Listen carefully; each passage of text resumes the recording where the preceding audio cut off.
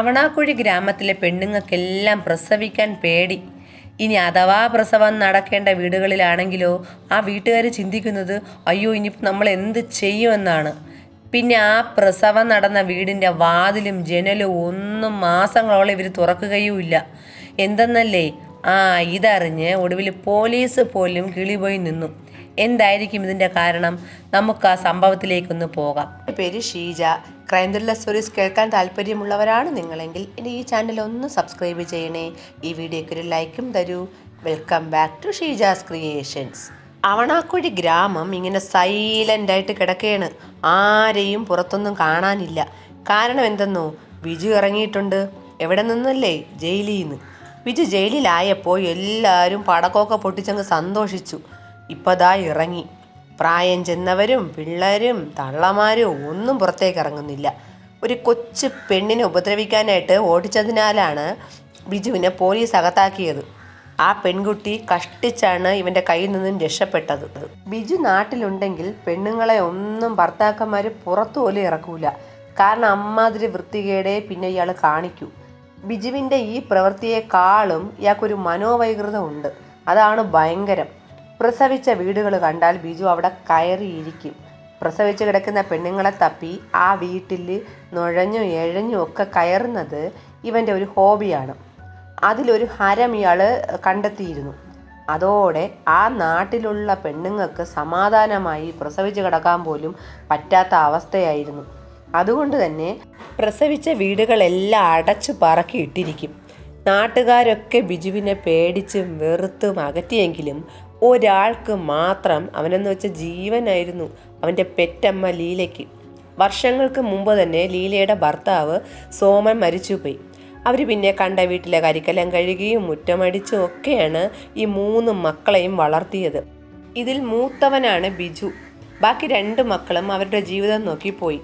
പക്ഷെ ബിജു മാത്രം ഒറ്റയ്ക്കായിരുന്നു. ഒന്ന് കെട്ടിയെങ്കിലും ഭാര്യ ബിജുവിൻ്റെ കയ്യിലിരിപ്പ് കൊണ്ട് തന്നെ കളഞ്ഞിട്ട് പോയി. എന്നാൽ അമ്മ ലീലയ്ക്കാണെങ്കിലോ ഈ മൂത്ത മോനെ അങ്ങനെ കൈയൊഴിയാനും തോന്നിയില്ല. ബിജു ആണെങ്കിൽ സ്ഥിരം മദ്യപാനിയും ലഹളക്കാരനും ഒക്കെയാണ്. ഇതൊന്നും പോരാത്തതിന് ലീലയെ ഇടയ്ക്കിടയ്ക്ക് എടുത്തിട്ട് അലക്കും. ബാക്കി മക്കളും ബന്ധുക്കളും ഒക്കെ അവരോട് ഇങ്ങനെ ഇവൻ്റെ അടി കൊണ്ട് നരയിക്കാതെ കളഞ്ഞിട്ട് പോകാൻ പറഞ്ഞെങ്കിലും ഈ അമ്മ അതിനൊന്നും തയ്യാറായില്ല. അവർ മൂത്ത മോനായ ബിജു ഇല്ലാതെ ജീവിക്കാൻ പറ്റാത്ത അവസ്ഥയിലാണ്. ആരെങ്കിലും ഈ വീട്ടിലോട്ട് വരികയോ ഇനി എന്തെങ്കിലും ഒന്ന് ഇവരെ സഹായിക്കാൻ ശ്രമിക്കുകയോ ചെയ്താൽ ബിജു കൊല വിളിക്കും. അതുകൊണ്ട് അവിടെ നിന്ന് ശബ്ദം പുറത്ത് കേട്ടാലും ഒരു മനുഷ്യക്കുഞ്ഞു പോലും തിരിഞ്ഞു നോക്കൂല. ഇതിന് വേറെയും ഒരു കാരണമുണ്ട്. ഈ അമ്മയും മകനും തമ്മിലുള്ള ചില അടികൾ കലശലാവുന്ന സമയത്ത് നാട്ടുകാരൊക്കെ ചെന്ന് ഇടപെടും. അപ്പോൾ ഈ അമ്മയും മകനും ഒറ്റക്കെട്ടായി നിന്നുകൊണ്ട് നാട്ടുകാരെ ആട്ടിപ്പായിക്കും. അതാണ് പതിവ്. അങ്ങനെ പോകുന്ന സമയത്താണ് ഒരിക്കൽ ഒരു ചെറിയ പെൺകുട്ടിയെ പീഡിപ്പിക്കാൻ ഓട്ടിച്ചതിന് പോലീസ് ഇയാളെ അറസ്റ്റ് ചെയ്തുകൊണ്ട് പോകുന്നത്.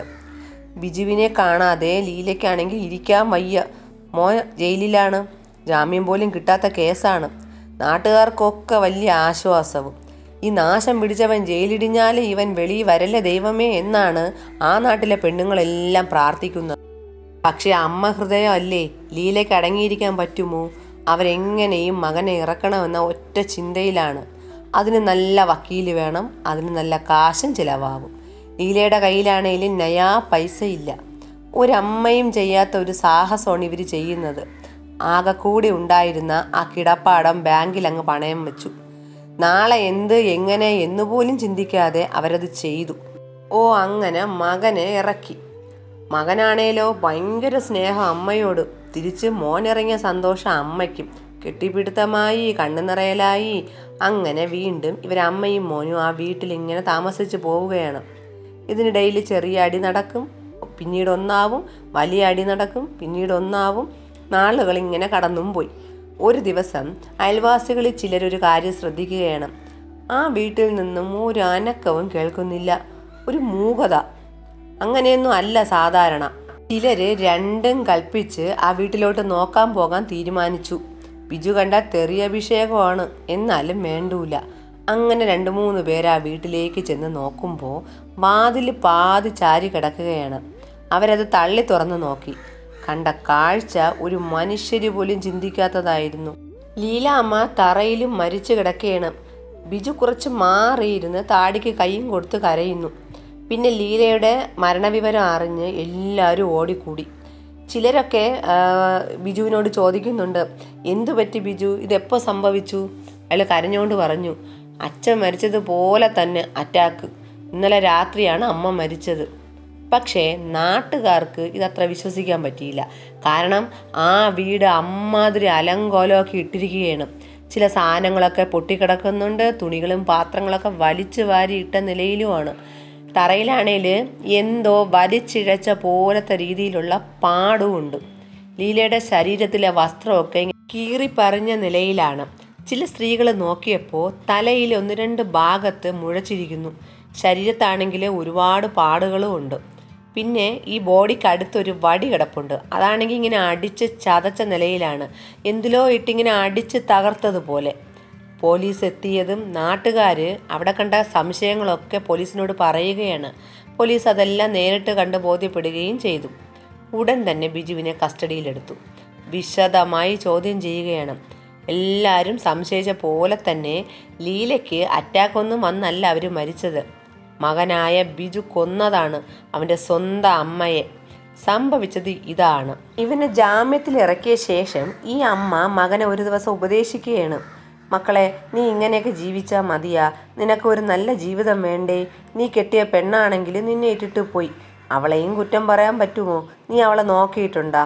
എന്നെങ്കിലും നീ ആദ്യം ഈ വെള്ളമോടിയൊക്കെ അങ്ങ് നിർത്ത്.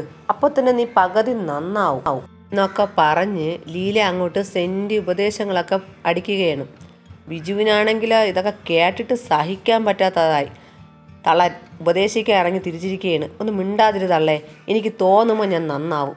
നിങ്ങൾ കയ്യിൽ വല്ല പൈസ ഉണ്ടെങ്കിൽ ഇങ്ങോട്ട് കേട്, ഞാൻ 2 അടിച്ചിട്ട് വരട്ട്, എന്നിട്ട് നിങ്ങൾക്ക് ഇരുന്നങ്ങ് തരാം ഉപദേശിക്കാൻ. ലീലയുടെ കയ്യിലുണ്ടോ പൈസ? അവർ പറഞ്ഞു, എടാ എൻ്റെ കയ്യിൽ ഒന്നുമില്ലടാ. ഇവനുണ്ടോ അത് കേൾക്കുന്നു. ഇവൻ ഈ അമ്മയുമായി കലശൽ വഴക്കാവുകയാണ്. അവസാനം സകല നിയന്ത്രണവും വിട്ട് അവിടെ അടുക്കളയിൽ കിടന്ന ഒരു വടി എടുത്തുകൊണ്ട് വന്ന് ആ പാവം പിടിച്ച അമ്മയെ തലങ്ങും വിലങ്ങും അടിക്കാൻ തുടങ്ങി. അടികൊണ്ട് അവർ അടിക്കലടാ കൊല്ലലടാ എന്നൊക്കെ നിലവിളിച്ചെങ്കിലും ആരും അത് ശ്രദ്ധിച്ചില്ല. ഒടുവിൽ ഇവൻ ആ സ്ത്രീയെ അടിച്ചവശയാക്കി വീട് മുഴുവൻ വലിച്ചിഴച്ചുകൊണ്ട് നടന്നു. ആ വലിച്ചിഴച്ചിലിൽ അവരുടെ തലയും കൈയും കാലും ഒക്കെ കട്ടിലിലും ചുമരിലും ഒക്കെ അടിച്ചു. ഒടുവിൽ അവർ മരണപ്പെടുകയും ചെയ്തു. ശേഷം രാത്രി മുഴുവൻ ആ ബോഡിക്ക് അടുത്ത് ബിജു കിടന്ന് ഉറങ്ങി. ശരിക്കും മകനെ അമിതമായി സ്നേഹിച്ചതാണ് ആ അമ്മ ചെയ്ത തെറ്റ്. അവൻ തന്നെ ആ അമ്മയുടെ കാലനായി മാറി. ഈ സംഭവത്തിനെ പറ്റിയുള്ള നിങ്ങളുടെ അഭിപ്രായം എന്തെന്ന് കമൻറ്റ് ചെയ്യൂ. പുതിയൊരു ക്രൈം ത്രില്ലർ സ്റ്റോറിയുമായി വീണ്ടും വരാം. Thanks for watching.